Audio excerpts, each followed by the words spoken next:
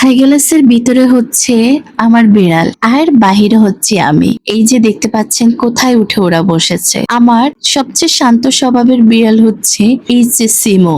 আর সিমু অনেক ছোট, সবার লাস্টে সিমু জন্মগ্রহণ করে। সিমু আর হচ্ছে সুমু। সুমু প্রথম জন্ম হয়, তারা মাশাআল্লাহ দুজন ক্যালিকো। আর এই যে দেখতে পাচ্ছেন ক্যান্ডি, আমার একমাত্র 5টা বিড়ালের একটা বিড়াল ক্যান্ডি। ভাই বোন গুলো মারা গেছে। ক্যান্ডিরা ছিলেন 4 জন, 4 জনের 2 জন ছিলেন পার্সিয়ান, 2 জন ছিলেন মিক্স। ক্যান্ডির মতন একজন বোন মারা গেছে, আর গুলো সব মারা গেছে। যাই হোক, আমার মিনিও মারা গেছে। ক্যাট ফ্লু হওয়ার পরে, ওরা মারা যাওয়ার পরে আমি প্রচন্ড আঘাত পাই। যারা আমার ফেসবুকটা শুরু থেকে দেখেছেন, 1 বছর আগে আমি ফেসবুক খুলেছি, তখন আমি কাজ বন্ধ করে দিই। আমার বিড়ালগুলো মারা যাওয়ার পরে আমি খুবই ইমোশনাল হয়ে পড়ি। সেই থেকে আমি আর ফেসবুকে কাজ করতে পারি না। আর হচ্ছে গুড্ডু, গুড্ডু হচ্ছে জুইয়ের বাচ্চা। তো এই হচ্ছে নিকু। আর ক্যান্ডি খুবই শান্ত স্বভাবের একটা বিড়াল। ও অনেক চুপচাপ থাকে, ও বুঝে যখন আমি ভিডিও করি সে সুন্দর মতো পোজ দিয়ে বসে। আর এই যে দেখতে পাচ্ছেন